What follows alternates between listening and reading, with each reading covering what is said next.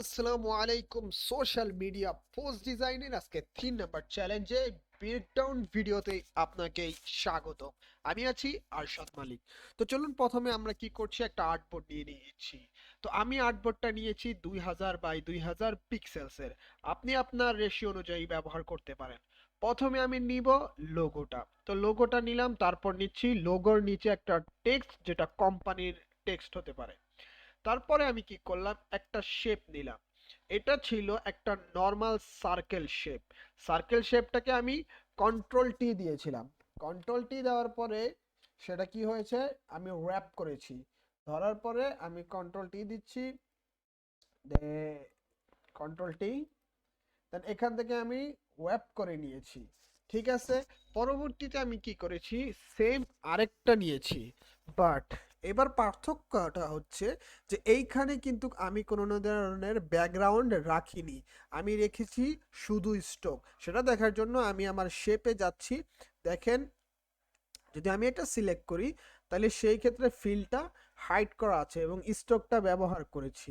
তো এখন প্রশ্ন হতে পারে, তাহলে মাঝখানে গায়েব হলো কিভাবে? গায়েবটা করার জন্য আমি কি করেছি, আমি স্বাভাবিকভাবে কি করেছি, একটা মাস্ক ক্রিয়েট করেছি।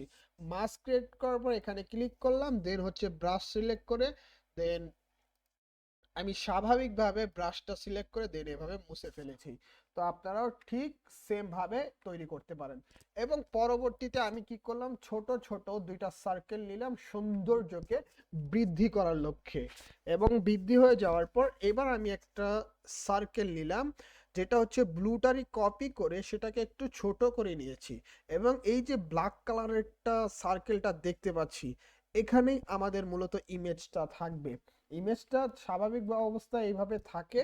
এবং আমি চাচ্ছি যে আমার যে ইমেজটা আছে সেই ইমেজটা যেন কোথায় হয়, ব্ল্যাক যে সার্কেলটা আছে সার্কেলের ভেতরেই থাকে। তার জন্য আমরা কি করি, ক্লিপিং মাস্ক।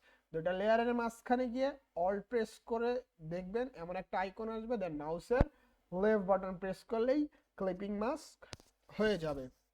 চলুন যাচ্ছি পরবর্তী, এবার লেখার দিকে। তো লেখার ক্ষেত্রে আমি কি করেছি, আমি নিয়েছি, আমি লেখা নিয়েছি। নেওয়ার পরেই স্বাভাবিকভাবে আমি এই সেটটা ডিজাইন করার ক্ষেত্রে যেটা ফলো করতেছি, সেটা হচ্ছে আমি একটা ইলিপস নেই, দেন হচ্ছে একটা অ্যারো নেই। যেহেতু কর্পোরেটটাকে আমি এটাকে লেভেল আপ বিষয়টা বোঝানোর জন্য এটা ব্যবহার করতেছি। তারপরে কি নিয়েছি, একটা হচ্ছে সাব টাইটেল। টাইটেলটা নেওয়ার পরে আমি এখানে আবার কি করেছি, একটা লাইন টেনে নিয়েছি যেন দেখতে আরো একটু আকর্ষণীয় মনে হয়। তারপর হচ্ছে আমরা কিছু প্যারাগ্রাফ নিতে পারি। নেওয়ার পরে এবার হচ্ছে আমি একটা বাটন রেখেছি। সো বাটনটা যে এই বাটন আছে, এই বাটনটা কিভাবে তৈরি করতে হয় আশা করি জানেন। না হলে সার্কেলটা আপনি যাবেন, সার্কেলটা সিলেক্ট করে এভাবে ড্র্যাগ করবেন।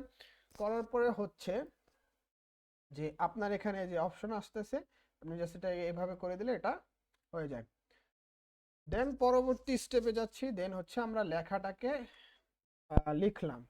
এবার চলে যাচ্ছি বটম টেক্সটের দিকে। এখন বটমের দিকে আমি যেহেতু এই সেট নিয়ে আলোচনা করতেছি, তার মানে হচ্ছে ইলিপস, তারপর আমরা একটা কলের একটা আইকন, তারপর টেক্সট। তো সেম ভাবে আমরা মেসেজের জন্য লিখবো এনভেলপ, দেন হচ্ছে এটা। আচ্ছা, এটা এই সাইডে আনার কারণটা হচ্ছে, যদি আমি এই যে এই জিনিসটা আমার হচ্ছে ইমেলটা যদি বা জিমেলটা যদি আমি রাইট সাইডে রাখতাম, তাহলে ইমেজটা নিচে আসলে আসলে দেখতে সুন্দর মনে হতো না।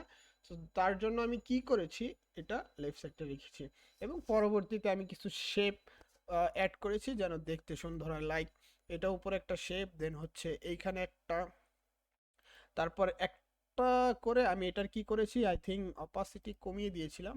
হ্যাঁ, অপাসিটি 12 করে দিয়েছি। তারপর হচ্ছে আরো দুইটা ছোট ছোট নেই এবং এগুলো অপাসিটি কম। তারপর হচ্ছে আর কিছু নেই, এই শেপ, একটা অ্যারো, সেটা হচ্ছে কার্ভেচার পেন টুল দিয়ে আমি জাস্ট ড্র করি। এবং এটার বর্ডারটাকে আমি এটা সিলেক্ট করি, স্ট্রোকটাকে নিয়ে। তার পরবর্তীতে আমি জাস্ট একটা ট্রায়াঙ্গেল নিই, ট্রায়াঙ্গেল নিয়ে এটার উপর রেখে দেই, তো এটা অ্যারোর মতো মনে হয়। তো আজকে ছিল এইটুকু পর্যন্ত ব্রেকডাউন ভিডিও।